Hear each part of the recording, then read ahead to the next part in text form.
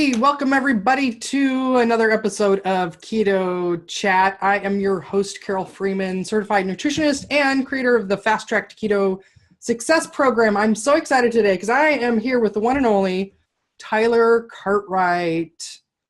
Hey, wait, was that Bonanza? Were they the Cartwrights? They were the Cartwrights. Are you related to them?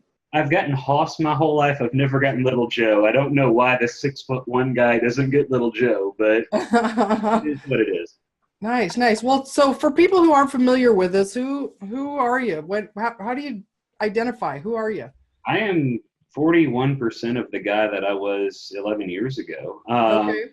I came to a ketogenic diet having weighed just a tick over 505 pounds, at least according to the freight scale in the back of my doctor's office. And it came to a realization I was going to die or something was going to change. And so something changed, and I am now walking around at about 210 pounds or so on any given day. And a couple of 4 years ago or so, got introduced to a guy named Luis Villasenor that you're familiar with, I know, and we have really been pushing the envelope forward about the idea of resistance training. Although I joke sometimes that it's really more therapy by barbell than it is anything to do with actual lifting, but.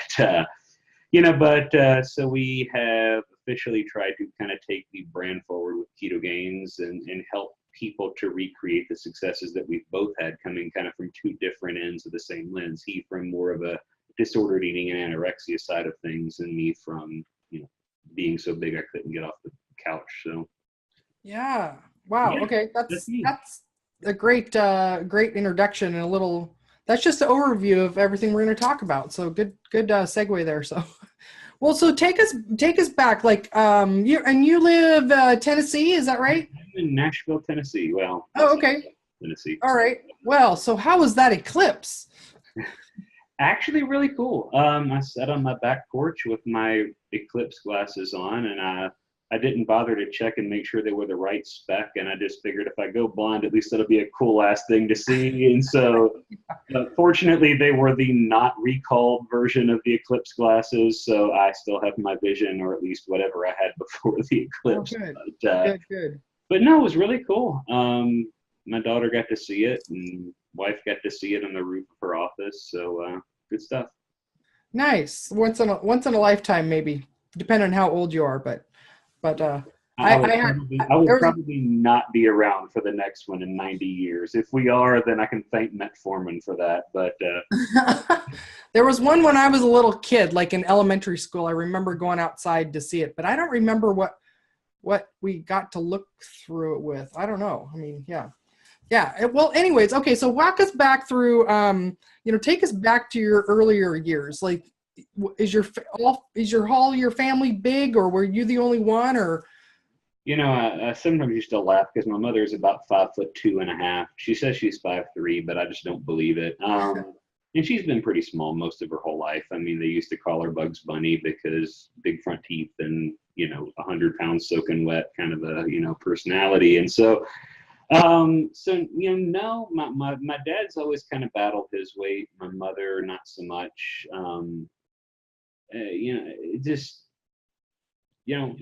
I've said before, sometimes I think, life just gets in the way of, rational decision making. And it's really not so much that I can go, I have genetics to blame, or, I'm sure genetics play a factor. I'm sure, emotions and behaviors play a factor, but, you kind of, you learn food is comfort, right? I mean, you never express it that way, but the truth of the matter is you express it that way every time you call the pizza place and order up 2 large pizzas because 2 of you are hungry. So yeah.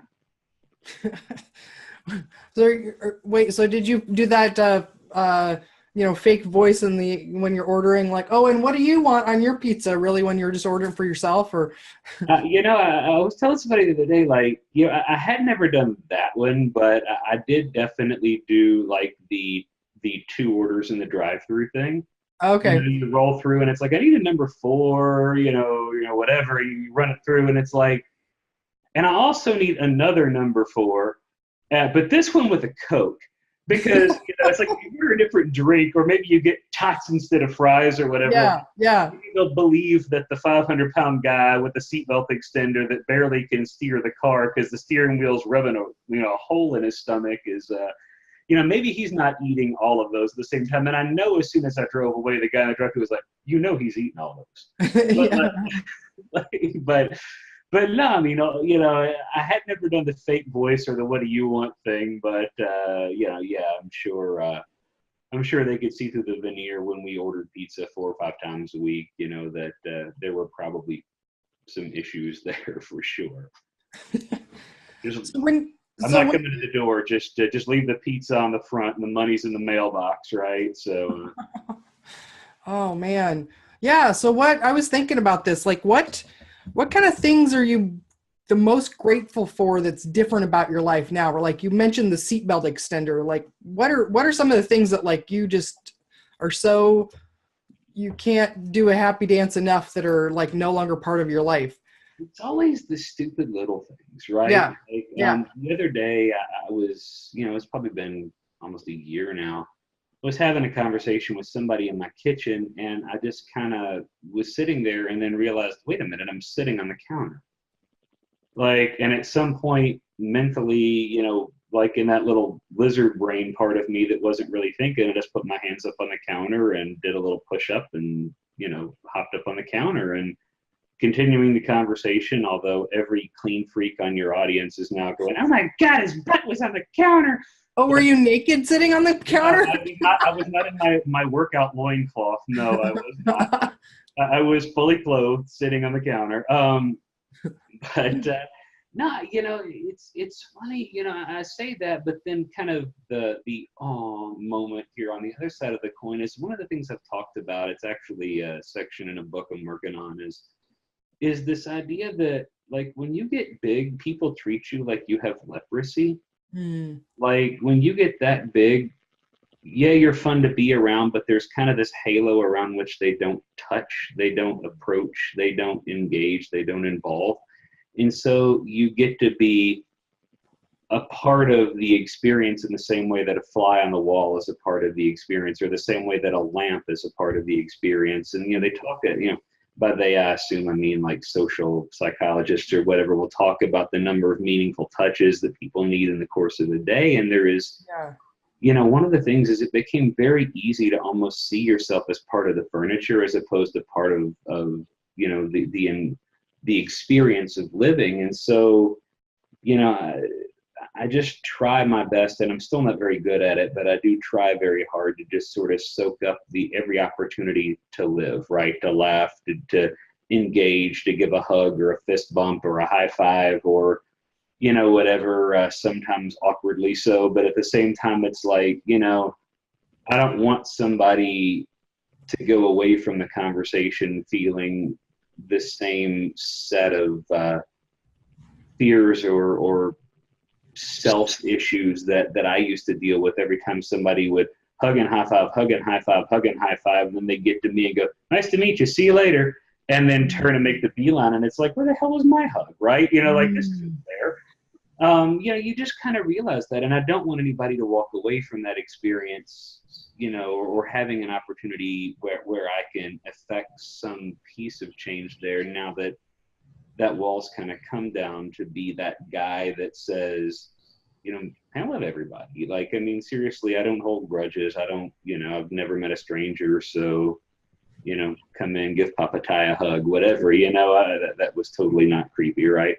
But I mean, truth, that's kind of, it's kind of the thing. It's like, we all spend time with each other and we walk away and you really wonder, like, did I really spend time with that person, or was I just talking at that person and they just talking at me, and when you weigh 500 pounds and everyone treats you like you are dying and no one wants to be in your presence, like literally you don't want anyone to go away having that same feeling about themselves or about the same situation. So yeah.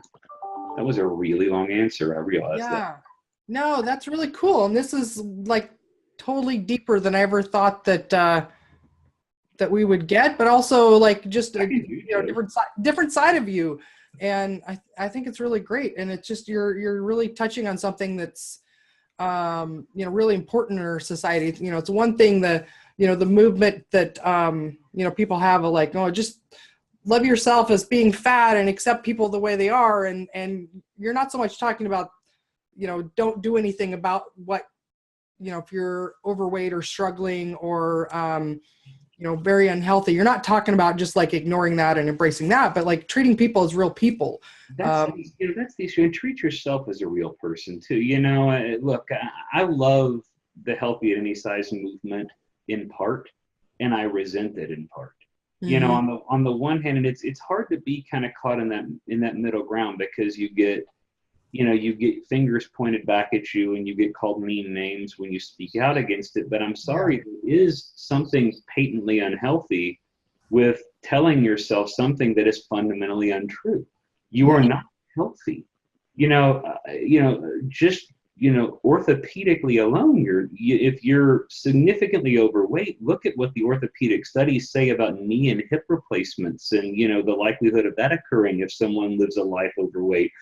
Let's think about, age-related sarcopenia from not doing some modicum of exercise on a regular basis. Look, do I think everyone needs to be a size 2 or in a size 32 men's jeans? Lord, no. God made us all different sizes, and that's not what this is about. But I do love the fact that they've been able, as a movement, to separate self-worth from gene size. That is an awesome, awesome, and powerful thing. Yeah. But dadgummit, if we could just be transparent and honest and say, it isn't about, laughing about it and calling yourself healthy while you're shoveling down pizza. I mean, the truth of the matter is, there is a sense of personal responsibility or self-responsibility to be the healthiest that you can be, not just to say, well, don't have diabetes yet, so I'm going to keep on eating this way. That, to me, just seems anathema to everything that you're standing for when you're talking about using the word healthy in the name of the movement. But again, every time I talk about this, people love to point the finger at me and say I'm not being sensitive, or I've forgotten where I came from, or whatever. It's like, no, I haven't forgotten at all. I just want better for you than you appear to want for yourself. So. Well, and you can believe both, right? It doesn't have to be one or the other. You can believe that you're a worthy person and acceptable, whatever size you are, and you can work to be healthier. Absolutely. And the cool thing is you get to decide what you think is healthy. I mean, for some people, they see the neuroticism of somebody chasing after getting ever bigger or ever smaller as a different kind of unhealthy. And I can respect that position too, but let's not presuppose that somebody who's starving themselves to death is healthy, and somebody who's gorging themselves to death is healthy. But it's, it's sort of like, driving down the road. If you stay in the middle of the road, you're good. But if you go into the ditch on either side, you've got a problem, right? I mean, ultimately, there are extremes on both sides of the equation. And I don't think the answer from a rejectionist perspective is to say, well, if, I don't have any debilitating condition yet, then what I'm doing is fine, and you don't have a right to judge me. No, I don't have a right to judge your worth and your worthiness and who you are as a person. You're absolutely right. But I do have an obligation not to lie to you and tell you that what you're doing is a good idea. Well, and I think big part of the problem is that the state of denial that people get to stay in because of our current medical model of you're fine until you're not. Like, it's black and white. And the truth is, it's really a continuum, right? Like, things start going bad long before the doctor is going to give you a diagnosis of something. And so, part of that, I think, is then educating people about what other markers can we look at? What are the other things we can see where your health's starting to turn and show some signs early on? Because I talk to people all the time that are like, I'm really healthy, I'm just overweight. And then when we dive in and we start talking about all their numbers, they're really not as healthy as they think they are, but their doctor's been telling them they're fine. Yeah. You're exactly right. We diagnose based on reference ranges now. I mean, a great example of that would be something like thyroid conditions, right? Hypothyroid 50 years ago was diagnosed based upon, how the patient presented, right? If the patient said, my hair is falling out and I feel like crap and I can't get up and do anything. And, I have brittle nails and everything's terrible. Then you go, let's take some blood work and see where we're at. And then you let the symptoms drive the diagnosis. But now we pull blood work and go, oh, well, your TSH is too high for, relative to the T4, and T4 is not being converted to T3. Thus, you're euthyroid and you've got a problem. And, and the whole time the person's going, but I feel fine. Yeah. And so, when we've gotten into, and there are some great doctors, so I don't mean to paint with too broad a brush, but it's hard not to sometimes when to your point, oh, you're healthy because, your A1C isn't above 7, or, you're healthy because, and we'll ignore the fact that the CRP is through the roof and other markers of inflammation are absolutely crazy. Just because, oh, well, this one place, this one thing that I'm holding, planting a flag in the ground means I'm healthy. I'll give you a great example, Carol. When I was at my heaviest, I was in full-on self-denial for the longest time.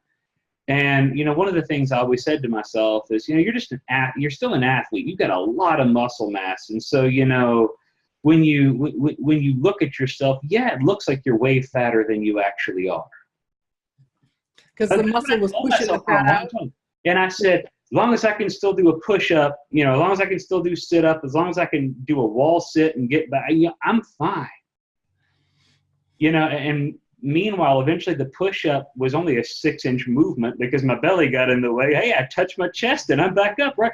If that's the definition of health is my ability, to do this very low bar sort of opinion of what health is, then, I'm going to live my whole life, assuming that I'm healthy when I'm literally dying slowly. And that's the part that breaks my heart, is so many people who are being permitted to live in sort of this state of denial where it's just like,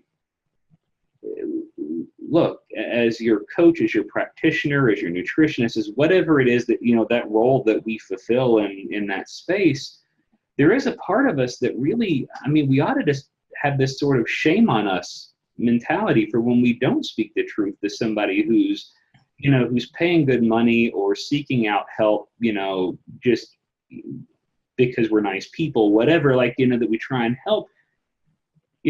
We don't get a pass, or, we shouldn't get a pass for not looking at someone and being completely transparent with them and saying, no, this is not what I would call healthy. No, your blood panels look terrible. No, let's talk about it, right? And that's I think the biggest challenge is, and I've railed on this lately, so I won't beat the horse too much to death, but, we use euphemistic words like high, low, moderate, healthy, unhealthy, but we don't ever really define what those terms are. And so it allows all of us, ourselves included, to live in a sort of nebulous world of self-insulation that says, oh, I'm healthy by the standard that I define, that only I get to define, and you don't get to have any input, or you don't get to tell me that what I'm doing is not healthy. Because, I did an experiment, because I'm an idiot, a while back, where I bought 4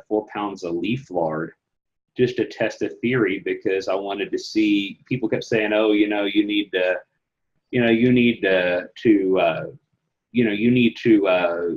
manipulate, your ketones are too low. And I'll tell you, I run about 0.4 to 0.5, and there is literally nothing I've found that I can do to manipulate that or to make that happen. Or to make that change, rather. I just seem to be a person who takes that up very rapidly, and therefore don't make a lot of ketone. And I've really seen that, though, in all the clients that I've worked with. The ones that are the most insulin resistant, they tend to run pretty low there. So, but what's interesting about it is, so I actually did this experiment where, for an entire week, I tested blood ketones and blood glucose, and I ate nothing. I literally fasted for an entire week, training 2 hours a day, every day, just to see what would happen. I got 1.5, and the rest were all 0.4s. And so I said, you know what? I'm going to go the other extreme. And so I took the leaf lard and ate nothing but leaf lard and salt for a week while I. Oh, how did you even do that?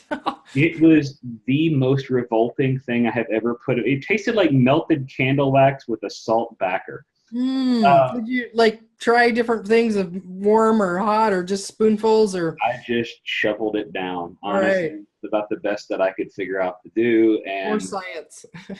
for science, yeah, I got 2.5s, not 2.5, 2.5s. Okay. Two times the Yeah, 0.5. the rest of the measurements were between zero point 0.3 and zero point 0.4.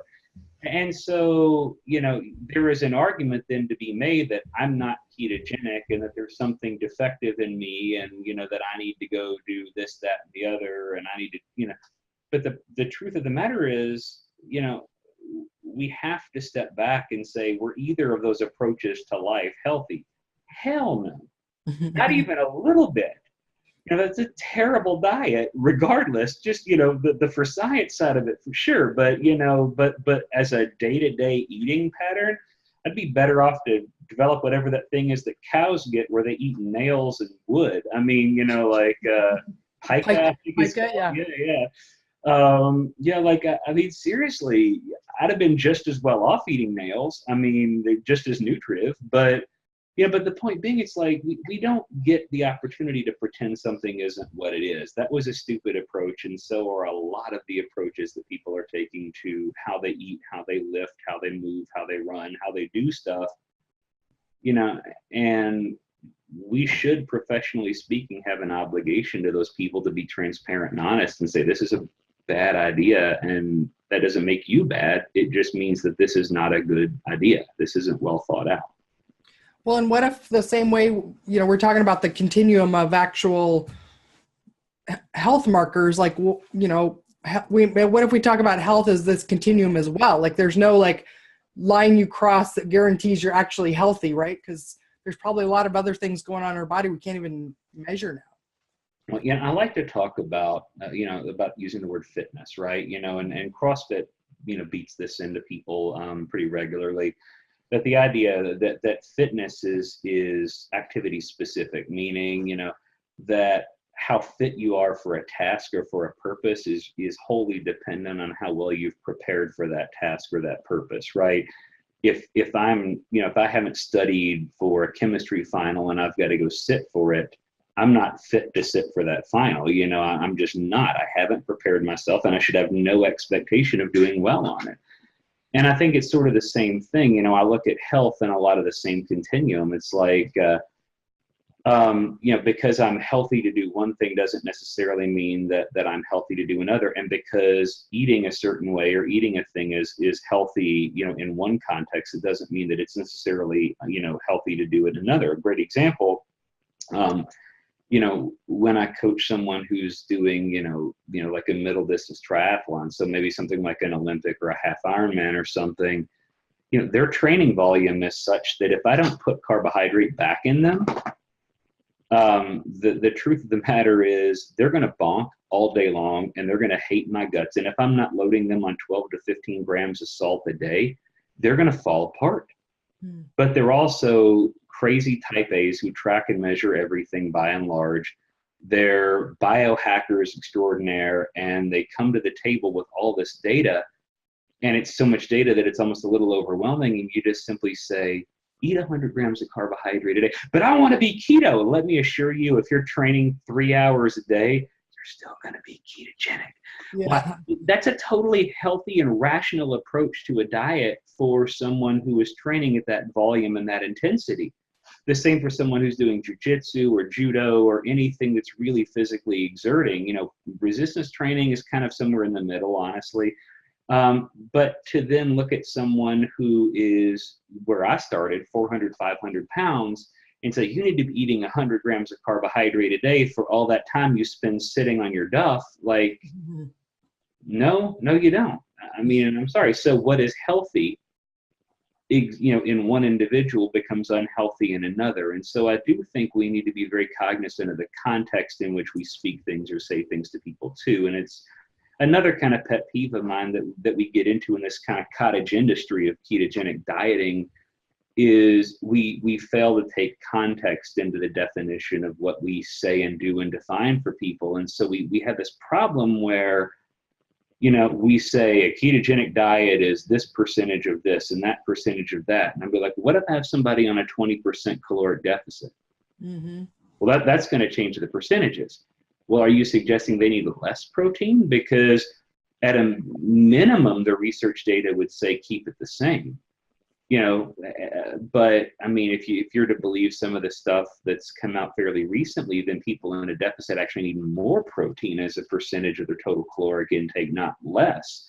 So, I think Menno Henselmans would disagree with that assertion, but setting that aside, I think Eric Helms would agree. But, when you look at that model, it's like, why are we so afraid of context? It's like we've tried to do this reductio ad absurdum sort of an approach to things where we've tried to make it so simple and so boilerplate that it only works for people underneath a very, very narrow curve. Right. And what it does is it makes us look like zealots and sort of pseudoscientists, as opposed to making us look like rationally minded people who genuinely just don't believe that we need huge doses of carbohydrate for everyday living. Yeah, well, and I mean, one of the important things that people need to know about a ketogenic diet is that there's, like you said, there's no one size fits all. The term that you use is one of Tyler's favorite words is context, right? Like you gotta tailor it to individual, and even wherever that at in their life and what activity they're doing, what training they're doing, and what works for somebody when they start out is not going to be the same thing that's going to be working out for them for a year or 5 years down the road. And absolutely. Now I want to go back one thing. You were talking about how much of denial you were in, because you back when you were at your heaviest, that you could still do a 6-inch push-up or 2-inch push-up or something. And I wonder if part of the denial also was because you felt hopeless, right? That you didn't know a way that you could get out of that, or you didn't have any confidence. Like a lot of the people that I talk to, like they've tried everything out there and nothing ever works. And so they end up being in denial because the attitude is like, well, why try? Like, I'm just going to feel miserable and tired and hungry, and I'm just going to gain the weight back. So why even try?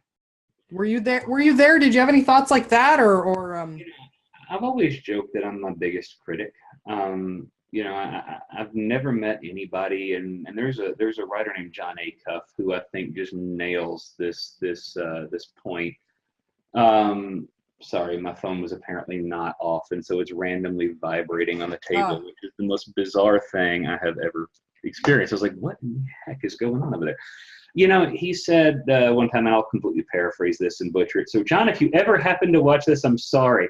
He said that he's never met anybody whose inner monologue or their inner critic wasn't a critic, right? That it was ever helpful. It's like nobody's ever gone, gee, Jiminy Cricket voice on the back of my head. Thank you. I hadn't considered the fact that I was fat and out of shape today. Thank you for pointing that out, right as I stared at the 24-pack of cookies. I appreciate that. Like, never has that happened in the history of mankind. And so, but forgive me, my religious upbringing here will shine, but I heard a pastor say one time, the first thing the devil wants you to know is that you have a problem. The second thing he wants you to know is that you're the only one. And I think it's a lot the same thing, because that little inner monologue is so good at convincing us that we're the only one that's defective in that way. Mm-hmm. We're the only one that struggles with willpower. We're the only one who's ever struggled with this problem. Nobody understands what I'm going through except for me. And it's like, I didn't know any 500-pound people. Like, I had no idea. All I knew were a few things. My wife wanted a child, and there was no way in Hades that was ever going to happen. So, I'm failing at marriage in a lot of ways. I'm failing as an employee. I'm failing as a son. So why should diet be any different? They talk about nothing succeeds like success, but I got to tell you, nothing fails like failure either. Yeah. And for somebody who kind of naturally is, I call myself pragmatist, but I think that's just euphemism for, depressive disorder and blunted affect, like, I mean, legitimately there is something to be said for the fact that I've battled depression and like social anxiety and stuff my whole growing up life. Yeah, I've joked that God has a sense of humor and that he makes me, extroverted enough that I desperately need the attention and relationship with others, but introverted enough that I'd like it to be about this far away all the time. And like, it's like I don't really know how to combine those two things together. And so it creates sort of this inner turmoil. But all I knew was that I looked around, and in every capacity of things that you could use as an arbitrary scoring system, there wasn't really any place where I could hang my hat and go, well, he's not very good at anything, but dadgummit, his bathing habits are meticulous. Like, I mean, like what is the thing that I'm supposed to use as the launching point, for that success? And there really wasn't anything, for me, and I'm a science nerd. I've joked before, pointed out before, I guess, I've got like 2,300 or so books. I mean, I read everything, and I just came to a point where I had to turn it almost into a science experiment. It was like I had to remove myself from this and turn myself into a subject, right? Like N=1. And now that you've walked over and stared down into the abyss for the last 10 years of your life, can you step back from the ledge? And how far back from the ledge can you actually step? Is it possible to go from death's doorstep back to a place of relative health or fitness or whatever term we want to use to kind of euphemistically name that? But it's tough because there was no history of success. They talk about like basketball players and they go on fire, like, they hit one and they just feel like they can hit everything. And so they're shooting with confidence and their mechanics are proper. And what do you say to somebody, whose goal, when I first sat down to do this, and I was like, I'm going to make some goals. My first goal, and I probably could find the journal if I ever went and looked, because I write everything down, but, was I want to be able to walk on a treadmill for 30 seconds without getting out of breath. And then it became, I want to be able to walk on a treadmill for 5 minutes without pain.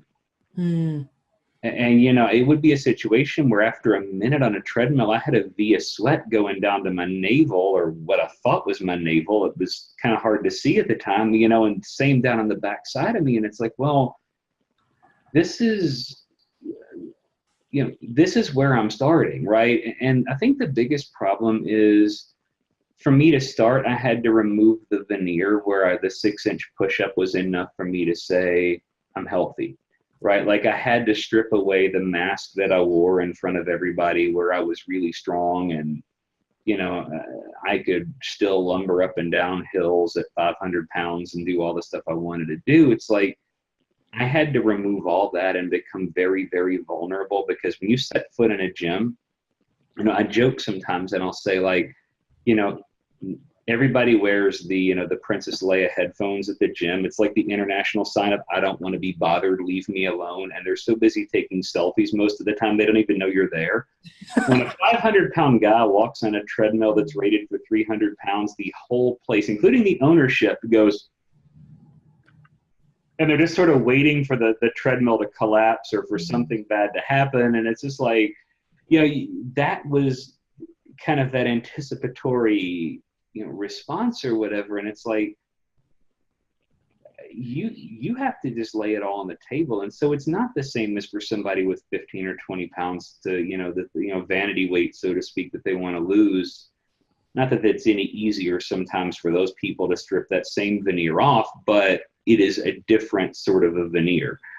To be able to walk in and just say, I realize I have cottage cheese thighs and I'm wearing spandex, and you're just going to have to be okay with that. Like to be able to walk in and be like, I may break this machine. This thing may break underneath me like the chair at the Mexican restaurant, but by God, I'm planting a flag and I'm going to do this. It's not easy. And the problem is it's not a one-time decision. It's an every damn day when you wake up kind of a decision where you got to plant the flag again and say, I'm choosing to do this in spite of all the other things that are naturally kind of that there's a natural entropic pull back into doing that, because this is what I've done for all of my growing up. This is how I've coped for all my growing up. And now I'm not eating pizza to deal with problems. Now I'm hitting a heavy bag. Like now I'm doing medicine ball squats. Now, now I'm doing wood choppers on a cable machine. Now I'm going for hikes up a hill. Like, what kind of crap is this? Or I mean, like there is legitimately like there is a part of you that almost has to forfeit the identity that you've crafted for yourself. Mm-hmm. Yeah. Compared to completely form a new identity. And, yeah, and to accept the fact that there are going to be parts of you that will always remain in the old identity, and that you're just going to have to learn how to live with the duality of positions that you are. To be the fat athlete, to be the in shape obese guy, to be the, whatever term you want to use, like you have to just accept those things and deal with the tension that they create in you from like an emotional perspective. So how did you make that transition, right? Was it just like you kind of hinted at little goals you made and each day making that decision? Like, did you just find keto and that's what you committed to, or did you try something else first? And people say things like, oh, you can't gain weight on keto. That's crap. Yes, you can. Let me assure you, I am one of a handful of people that I know who gain a lot of weight on keto. Not initially, but when you get to a point where I've said before, sometimes people get offended when I say this, like, not counting calories, not being concerned with energy, eating to satiety, that stuff does work until it doesn't work. Mm-hmm. And when it doesn't work, that's the time when you have to step back and say, am I just genuinely eating too much? Is my stomach distended and I need to start eating smaller portions to allow myself to feel more satiated in terms of actual volume in my gut? By just dealing with some discomfort of hunger for some period of time, right? And allowing my brain to learn that hunger isn't the end of the world and all of that kind of stuff. And so for me, like I said, it became this sort of like, I was my own pet rat. Like, I was kind of my own little science experiment rodent model. And so it was, let's see what I can make Tyler do today. If I shock his left foot, let's see how high he jumps. Legitimately, it was almost treating myself like an out-of-body experience, that it was just an opportunity. And I know that probably sounds wildly irrational, and you're going to have a psychiatrist somewhere watch this and be like, he's suffering from schizoid disorder or something ridiculous. Like legitimately, it was just easier than having to admit and deal with the fact that I was where I was, right? That it allowed me to kind of step outside of myself and make myself do this. And the writing it all down and recording it in science type journals and logs, and I did this, and this was the volume calculation, and this is it really made it more of a science experiment than it made it an everyday thing that I had to get up and do. And for me, that works. For others, I've had this conversation with clients, and they'll say, well, that sounds stupid. And I'm like, well, it is stupid, but it's a stupid that worked, and so now we just got to figure out what your stupid that works is, and, we're good, right? And so we go through, this first 3 or 4 weeks, so, people go, well, I hate you, and this is I'm hungry, I'm mad, I'm cranky, I'm sore, I'm all these things, and I'm be like, but here's the thing, and I'll remind them, I'll copy that email maybe 12 weeks or 16 weeks after we've been working together, and I'll literally paste it in there, and I'll say, I'm so upset right now. I haven't lost any weight. Maybe I've lost a few inches. I'm cranky, I'm tired, I'm sore, I'm mad, let's put ... and now you're changed. And people just don't understand that if you can endure the difficulty of this thing for, this stripping away of this false self-identity that you've given yourself, and to embrace the fact that it's okay to suck at being the thing that you're trying to be. Like, we're so used to being really good at who we are that when we try and become something different, and it's hard because people don't like change. And I don't mean we don't like change in ourselves. People that are around us that we think are going to support our change don't like change. And so they start saying things that are well-meaning, like, You lose any more weight, you're going to just float away. Yeah. And I just want to be like, Trick, I weigh 300 pounds. It didn't have to be a hurricane breeze to blow me over. I mean, there's a part of you that's supposed to, are you insane? Why are you saying these things? Because you don't realize the consequences or the little demotivational value of doing that. And it's just, I just want to be like, why don't you just do yourself a favor and not talk to me for a while if you're going to say things like this? But you do get to a point where it's like, okay, you have to embrace that I'm going to be terrible at being the new me for a while. I'm going to fail. And the trick is just to fail forward, right? You know, to do more right things than wrong things, and to give yourself the grace and to bathe it in forgiveness as opposed to guilt and shame when you screw up, and to get back on the horse and do it again, and just keep at it until eventually you start to kind of form this version of you, and you go, wait a minute, I'm very different than I used to be, but I'm no longer a beginner at being very different than I used to be. I'm now ridiculously good at being this person that I wanted to be. You know, and I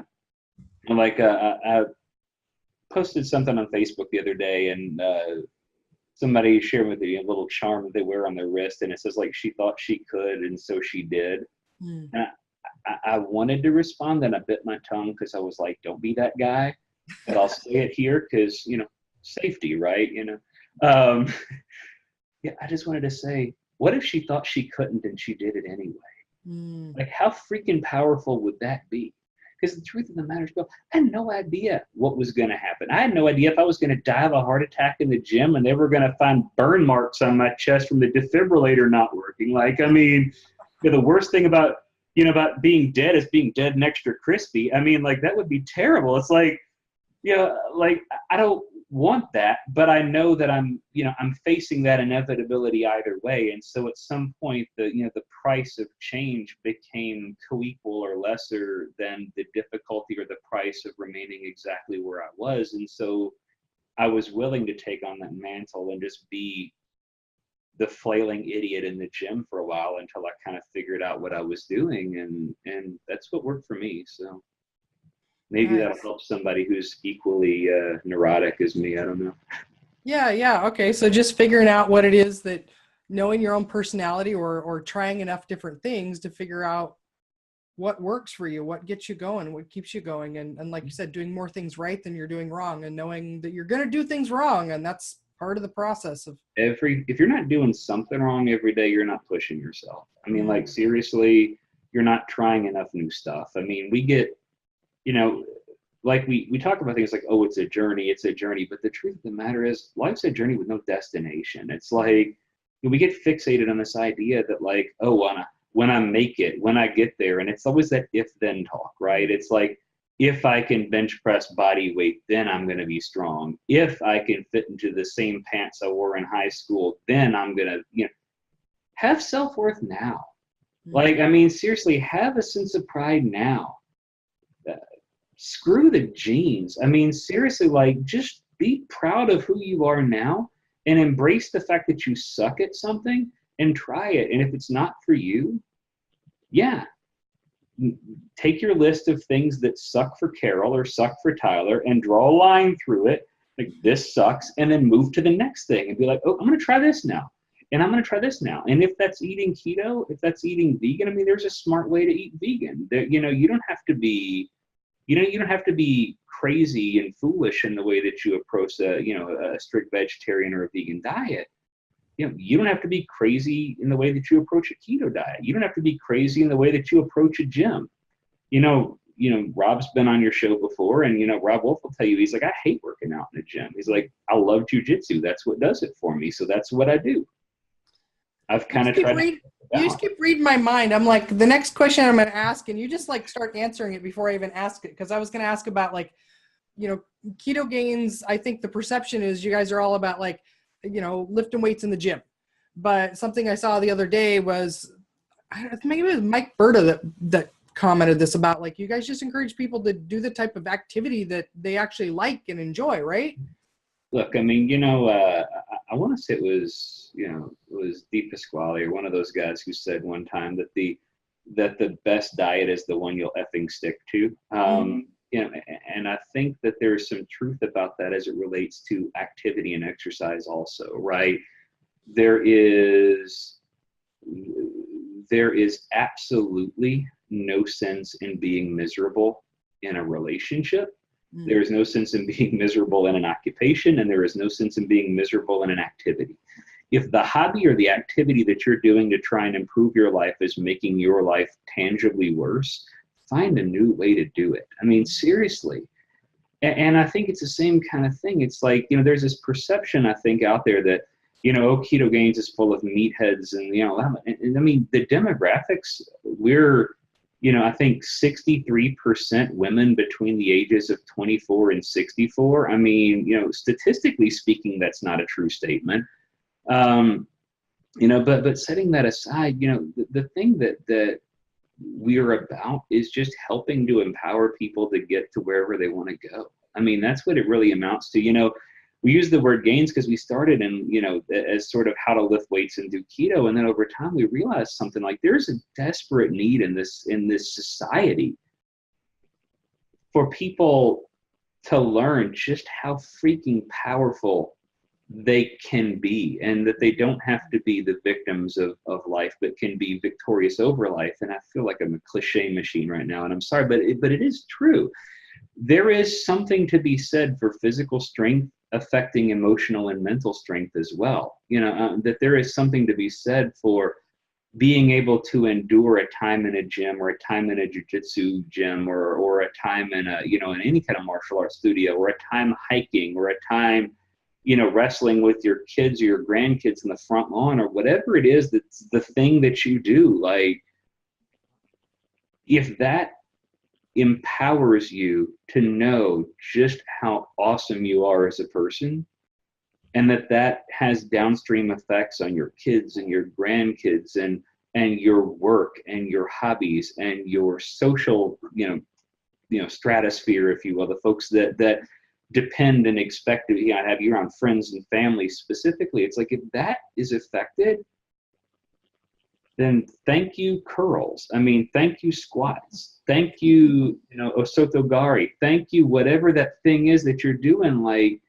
because this just became existential. It stopped being, it stopped being purely transactional. It became a thing that informed another part of the thing, right? And I think that there's a reason when you look back at things like martial arts is a great example, right? That they had a spiritual element coupled with a physical element. Those two things are very, very hard to separate. And when someone feels powerful, even just to be told that you're powerful and that you have the choice to make a choice in any decision that you make, and that not choosing is in effect a way of choosing, right? There is something liberating about that. And that's what we're about. That's what we want to see for people, is that they don't live as a shell of themselves, but instead, that they squeeze every freaking drop of life that they've got left in them out. And wow, that sounded like a marketing pitch, and it really wasn't, I promise.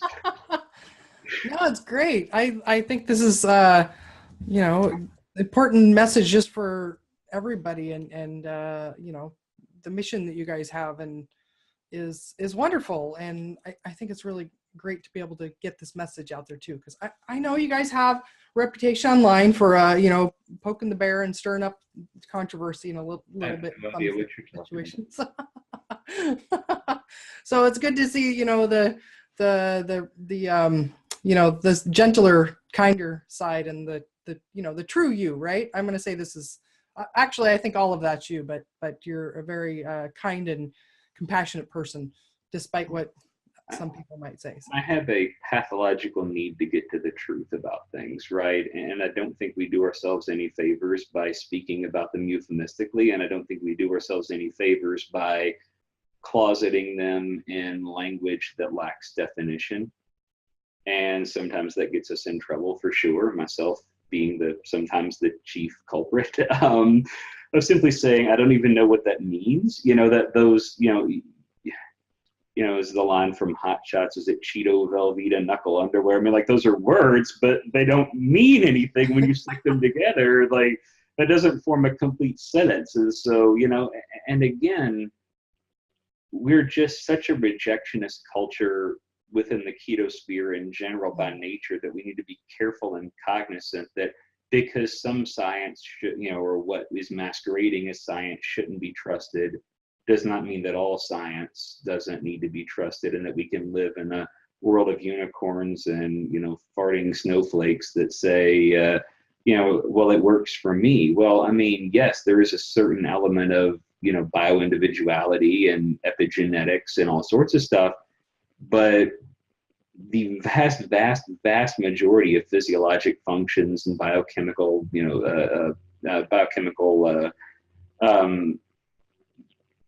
functions of a human being, right, they're similar. I mean, we're all Homo sapiens, right? I mean, ultimately, the way we stay alive, the way we respirate, the way we energize cells, the way that we locomote, the way that we, that we ingest energy and that we release waste, all of those things are all functionally the same.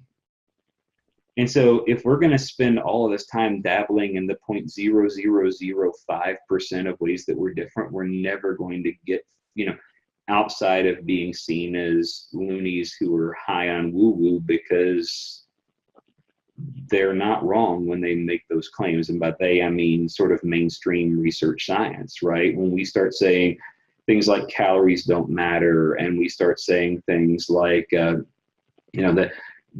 calories in, calories out's a busted model. Well, you're just beating up a straw man, because energy balance is unequivocally a thing and absolutely matters. When we say things like, a ketogenic diet is, ...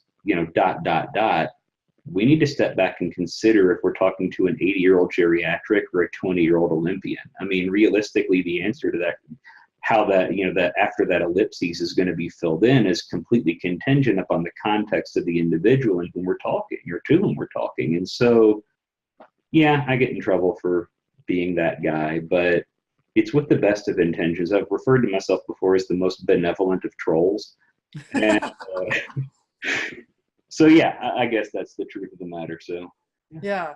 So let's let's talk just a little bit about this, the protein thing, because you guys sometimes have been very let's see, what's the right word? Like, people want to paint you in the corner of like, you guys are the protein bros and the high protein group. And I know that's not true. I mean, when I was in school, we learned a basic equation to figure out protein requirements of the human body is 0.8 to 1.0 gram per kilogram. And I think you guys are probably right around that range. And that's just what we were taught as like the, basic protein needs of a human body. And definitely we were talking about this a little bit before we went on recording too. But so tell us some more about, are you guys all about high protein, more protein, better, and shovel in as much as you can? And so let me start by saying this.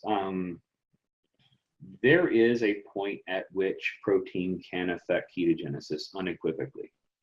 And as we were talking before we went on air here, the point at which that would happen is so insufferably awful to have to get to that it's very, very unlikely that you would ever get there. I caution and am very careful, and I think I would have Stu Phillips and Donald Layman's backing on this point when I say the risks of chronic underconsumption of protein, since it's the only source of exogenous nitrogen, unless you're going to eat dirt or fertilizer, that you can possibly get in a human body, vastly overestimate or vastly overreach any concerns about moderate overconsumption of protein. And so I want to start there. There is nothing inherently harmful about eating upwards of 2, 3, or even 4 grams per kilogram of protein as it relates to kidney function, as it relates to, to oxidation of substrate. It just means more protein is going to get used for energy, and that you're going to poop more of it out when you're, when it's all passed through the gut and all that fun stuff. It's like, the truth of the matter is, it's not harmful.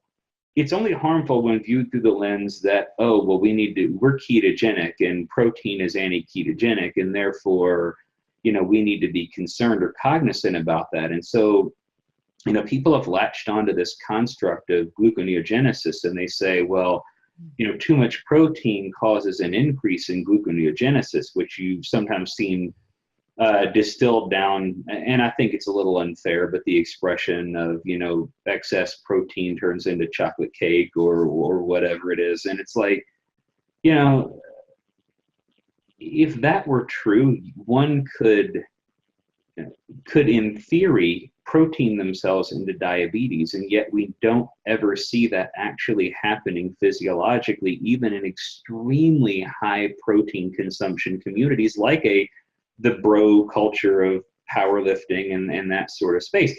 And even more so those that are using performance enhancing drugs where protein, where protein breakdown is actually diminished and the demand for absolute protein is actually less in those people, yet they're still consuming 2 and 3 and 4 grams per kilogram of protein. Those people should be full-on diabetic at some point in their lives as a consequence of those things. Now, the humor being most of them are on metformin and insulin, but they're on metformin and insulin for very, very different reasons, regardless of what their actual clinical diagnoses say. But, well, you're right. Actually, that's a really interesting thought, because you've got a camp out there that's arguing that like excessive carbohydrates causes insulin resistance diabetes. And then you've got another camp that's saying, no, it's fat. Too much fat does. But I haven't seen anybody with the argument of like, no, it's too much protein is what's causing diabetes. That's one of the things that we know is that there is a kind of a jumping off point at which protein is consistently, when viewed in isolation, protein is consistently seen as the most satiating of all of the macronutrients. People will go, well, I feel so much fuller on fat. Well, the reason is because fat has 2.25 times as many calories per gram, and so from an energetic perspective, you're absolutely getting the same. But when I look at it from an isocaloric perspective, consuming 100 grams of fat versus consuming 360 or so grams of protein, eating a pound of chicken breast versus eating, what is effectively 3 tablespoons of peanut butter. I'm sorry, but volumetrics alone is going to tell me that the protein is going to keep you fuller longer if you're not being disingenuous. But the problem that I have with the G&G argument, or the gluconeogenesis or the protein to cake argument, is that if gluconeogenesis is actually what they call substrate driven or supply driven, which there's really no human research data to support or corroborate that it's really affected by the consumption of the macronutrient, but rather maybe the hormone, the consequences of that substrate, is that if that were true, well, glycerol backbones from fat are absolutely readily taken up into the gluconeogenic process and turned into glucose just as rapidly as the glucogenic amino acids. And the same is true for lactate. Hello, kitty tail. Yep. It's the same situation. And so the reality is one could overfat themselves into diabetes if this were true. Or one could overexercise themselves into diabetes, and we don't see any of those being true. And so you have to step back and say, maybe it's not. Maybe it's regulated by hormones, or maybe it's regulated by the fact that evolutionarily speaking, it was there to keep us alive, to keep us from becoming hypoglycemic during times of semi-starvation or starvation, so that we could run fast enough to go chase down a bird and get something for dinner, or that we had enough energy to build a structure and a fire so that we didn't freeze to death. I mean, functionally speaking, it's not, there's I think it's D.R. Carlson's a theologian who said one time, a text without context is a pretext for a subtext or something to that effect, or a subtext for a pretext. I don't remember. Anyway, but the point being that when we look at G&G separate of its evolutionary function, it becomes really easy to go, oh, well, protein is, too much protein is a problem. Well, I can make the same argument that eating, 3,000 calories of fat bombs is just as damning in the same, by the same logic, in the same metabolic pathway as too much protein. Now, setting my nerdy rant aside for the minute, the thing that I would point out is, I think that it's kind of a perception versus reality thing, because we have lots of folks who like to flex and look very muscular, and, again, maybe law of attraction, right? Muscular people talk to muscular people, that sort of a thing, whatever. And so the community has a lot of people who are very, very strong and very, very muscular. But the truth of the matter is our protein recommendations are actually lower than those recommended by Dr. Spinney and Volek in both of their books. And so, you know, the idea, and it's been, we've been politely shouted down by people calling us, you know, meatheads, and that our definition of protein is high protein and that everything else is moderate. First of all, I think those definitions really fly in the face of the word context that I mentioned before. But even if they didn't, unless somebody's prepared to call Stephen Phinney, you know, a high protein advocate, or a bro, or a protein Nazi, or whatever term they want to label him, like, I don't understand why the same labels aren't being applied to those guys, other than the fact that they don't look like they do a lot of heavy resistance training. And I'll step back and say, Jeff Volek absolutely did and could probably still out deadlift me if I had to take a guess. But, you know, he's not a guy who walks around in a pair of spandex shorts with his sticky bun headphones on. You know, that's just not his nature either. And so I think it's important to separate reality from perception. And when you see somebody that, you know, where you may have had a previous history with, you know, a big mean bully who was twice your size, when you see somebody twice your size, you automatically paint them into a pejorative light and say, oh, well, they're everything I don't like about, you know, this. And therefore, you know, it's kind of fundamental attribution error to some degree. Like, you know, everything we say is run through the filter of you're a bad person, you're a mean person, you're a steroid junkie, you're a fill in the blank, all because why? Somebody told them that our recommendations were high protein, when in reality, by any objective measure, they are moderate, if we can, again, use euphemistic terms, to honestly somewhat low. Now, the argument being, hey, they're twice the RDI or the RDA.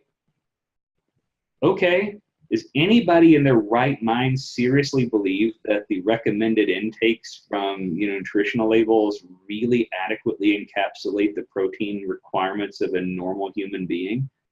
I mean, well, yeah, most people don't understand where the RDA even originates. Exactly. To meet the needs of half the population, not. Yeah. Yeah. Exactly. And they don't need to keep you from dying, basically. This is what I was about to say. If we don't want to get berry, eat this much. You know, if you don't want to get scurvy, consume this. It'll keep half the population from dying. not even 80% of the population. It's not even close to an ideal definition of the word. And so, is there a place for a lower protein intake than what we recommend? Probably. But do we have any issues, generally speaking, with folks? No. The only place that I would really caveat that would be to say, look, if you're dealing with neurodegenerative disorders, if you're dealing with an epileptic disorder, if you're using this as an adjuvant therapy for cancer treatment, if you're doing these things, you're way outside the curve. I mean, let me be very, very transparent here, and no one should be giving you recommendations outside of a competent medical professional. I'm sorry, they just shouldn't. Yeah. And that's where you start to see those 3-to-1 and 4-to-1 ratio ketogenic dieting stuff. And yeah, unequivocally, I mean, one of, you know, my cousin's daughter, I don't even know what that makes her biologically. I don't know how I'm not good at, you know, like, apart from like aunt or niece, I think a second cousin, maybe. I don't know. Might be, is dealing removed. Is dealing with a seizure disorder, a very young child, and they're, you know, the hospital has her on I believe a 3-to-1 right now. But no offense, I have no business telling her, got to bulk that baby up, you know, put her on 1.2 grams. If it's way outside of the scope of my practice, it should never come out of my mouth, and generally speaking, won't ever come out of my mouth unless you're just asking me to go, hey, your doctor's not an incompetent imbecile. Yeah. But yeah, I mean, the protein thing honestly is so overplayed. You know, I think it's, you know, I was talking a while back to someone, and I said, you know, the real frustration is we seriously continue to fight amongst ourselves over 10 or 15 grams of protein a day.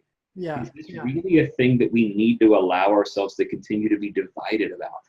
And do I have opinions? Of course. And no offense, I'm sure, Carol, if we spend some time together, we're going to figure out a whole bunch of things we disagree on too. But I can maintain a friendship, and we can have, you know, an academic discussion about the relative merits of two things, and then walk away with differing views. We don't have to necessarily argue for a place of agreement. We can just simply argue to be understood sometimes, and that's okay. Mm-hmm. But, you know, it was at Low Carb USA, actually, where I first met you face to face, which was awesome, by the way. And those guys put on a great show. And we're going to be speaking next year. So go Oh, team. cool. Congrats. So Nice. we'll be at Low Carb San Diego next year, Luis and I both. But, you know, we went to ask a couple of questions of Dr. Finney after the presentation, and I heard these folks in the aisle, and Rob was standing behind me and heard it too, and just kind of chuckled. You know, one of our administrators of the group asked a question about how we tend to see over time a decrease in ketone levels in people that are in chronic ketosis. And, you know, these three folks over there, I heard under go, it's the protein.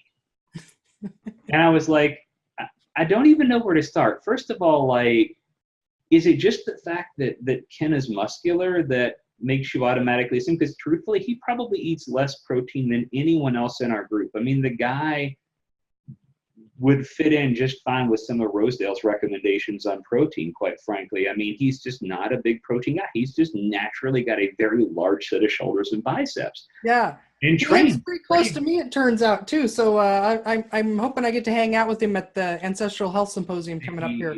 He is a brilliant guy, and I really encourage that. But, you know, the humor, you know, that all was, I wanted to say, but even if I yield the point that gluconeogenesis happens and that's why the lower ketones are there or whatever, let's do the math on the absolute amount of glucose that can come from the amount of protein that Ken would be consuming, given what we know about the rates of G&G. And it's 3 grams or so, maybe 4 grams of glucose, new glucose. And so I'm like, have we really reached a point where we're prepared to make 3 grams of glucose a hill upon which we're prepared to die? Because most people are eating more of that in the little bit of sugar that's in their bacon every day, right? And that's my point. And what makes me just want to go, duh, is I go, well, hold on a second. How in hell's bells are we going to actually affect change in the way that the average American eats over the next 20 or 30 years if we're continuing to fight amongst ourselves vehemently about something so nuanced and stupid, and I'm sorry, it's stupid, that we can't ever present a united front even when it's necessary and would benefit the greater purpose of what we're trying to say, which is very simply, you eat too much sugar and you stay inside too often and you don't do anything. Like if you would just be a little more active, eat a little less sugar, and go sit in the sun for a while every so often, you'd be surprised how 80% of those conditions and problems that you're dealing with probably will just flitter away. But we're so busy fighting amongst ourselves that we don't get a chance to lock arms and say, hey, on these following topics, we all completely agree. And that, it breaks my heart, because how many people are going to die from complications of diabetes before we stop arguing and start, trying to find points of agreement? It makes no sense. Yep. Good points. Now, in just kind of putting a nice bow in all this and wrapping this all up, was there anything else you were hoping that I would ask you about, or you were wanting to share with all the world out there? I don't know that there is. I've sufficiently ranted for the last hour. I think you got 3 questions in, which may be a record for a podcast with me on it, but then I get the most questions asked of you. I will send you your award is in the mail. Don't worry. Awesome. No, look, I mean, I think that the reality is this, I posted this today. People will say, what if I fail? I find myself saying, what if you never start? I mean, what if you live in this place, where you feel trapped inside of a 300, a 400, a 600 pound body, and that inside of there is a person that wants to live life in a way that you're in prison. I mean, you simply can't. And you're saying to yourself, well, what if I do this and I fail? Hell, what if you never begin? Yeah. One more oversized coffin to chuck in the ground, and you write on the tombstone, here lies so-and-so who never did anything but had really good plans for what she was going to do with the rest of her life. It's like, how sad, how difficult, it's almost like when you see someone commit suicide and you find yourself talking about it and you say, well, how could he have done this, or how could she have done this? So, don't die without living. I mean, and forgive me for turning this into an altar call, but I mean, seriously, had somebody, not been honest and transparent with me and said, it's okay to fail. It's not okay to not try. Mm. I probably never would have gotten off the couch and started down the path that I'm on. And, I mean, truthfully, the bottom line is I just wish that people would stop being so damned afraid of trying something, so afraid of failing at something that they never give it an honest effort or an honest try. And to just strip away the fact that, look, I mean, life's going to kick in the shins, and the only real question is whether you can kick back as hard as you take, or whether you're going to lay there and take it. And I would just encourage anyone who listens to this, I mean, seriously, fight. I mean, to go Dylan Thomas on, I guess, rage against the dying of the light or whatever. But I mean, seriously, it's like you have the only key to get out of the prison that you're in.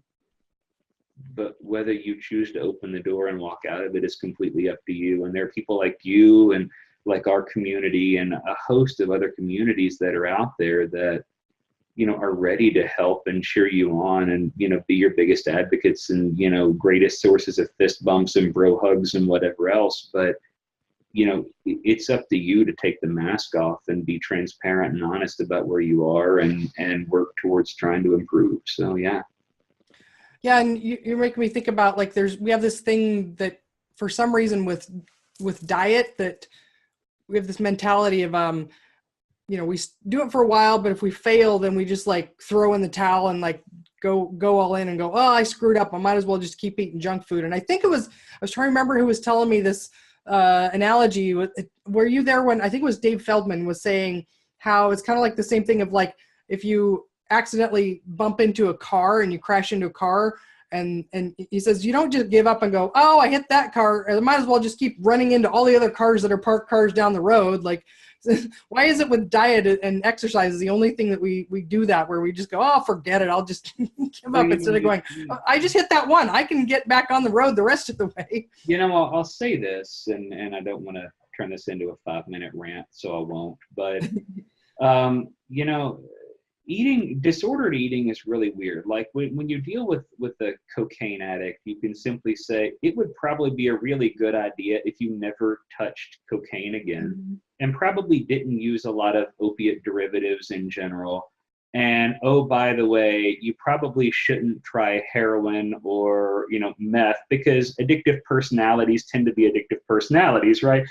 Those are probably good sage advices. But when you deal with somebody who's addicted to eating for whatever reason, compulsion, actual addiction, whatever, you can't just say never eat again. I mean, you kind of have to help to figure out how. So yeah, I think that the closest analogy that you can find is honestly almost like drug addiction, where one person has one bender, right?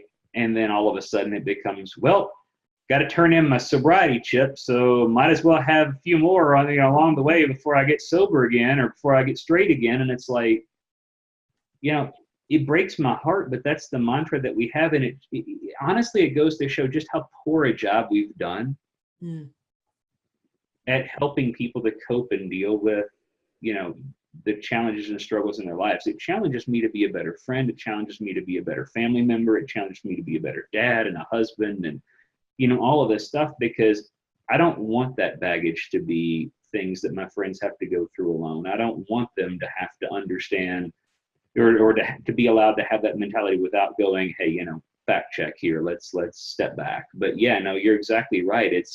We have this all or nothing sort of, like bumper cars, mentality with pizza. And it's like, why is it pizza? Why is it ice cream? And I think Mary and Nestle would probably have an opinion on why that is with some of the food politics and the marketing stuff, but I'll leave that be. So yeah.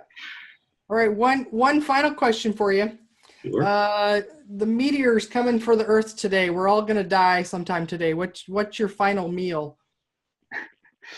Um, here's the thing. I was at a random steakhouse in Virginia, actually. And I don't even know what the name of the place is. We had maybe had a few drinks before we went there, and I will neither confirm nor deny whether we had or not.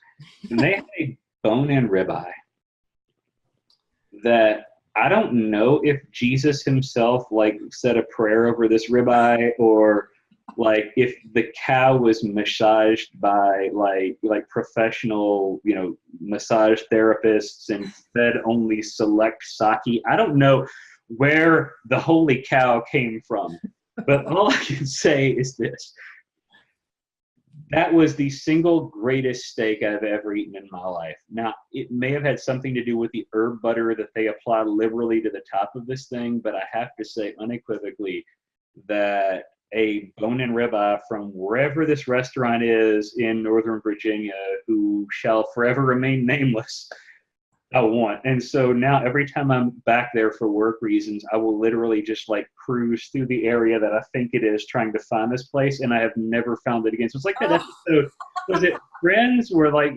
some show where no, I take it back. It was How I Met Your Mother, where they had the world's greatest cheeseburger. We couldn't remember where it was. That's basically where I found myself for like the last 10 years. So yeah, it would absolutely be a bone-in ribeye with herb butter and probably grilled asparagus if I had to be honest. But So you basically, the meteor's coming, you'd be in your car driving there trying to find it desperately. yeah, like if I got 9 hours, I'm going by car. If I've got 9 minutes, I'm going by. I'll hijack a Concorde or something. But Awesome. no, but that would be it. Definitely, I'm a beef guy, so beef would be at the top of the list for certain. Nice. Well, Tyler, thank you so much for being here and sharing everything so honestly. And we'll put contact info below in the show notes there if people want to get some more information about you, how to work with you, and the boot camps and everything else that you guys have coming up too. So thank you so much. If you guys like this, give us a thumbs up. You can only give us one thumbs up. So give a thumbs up. Create a second account and give a second thumbs up and another view. And subscribe if you want to see more. And what's your last, what did you say? Oh, I said, create a second account and then watch it twice. Get some more hits, get some more likes. I'm good. Yeah. Comment and all that kind of good stuff down there. But thank you everyone for watching. Tyler, thank you so much. It's been a pleasure. And I will be seeing you more soon, I know. Sounds good. All right. Take care. Bye, guys.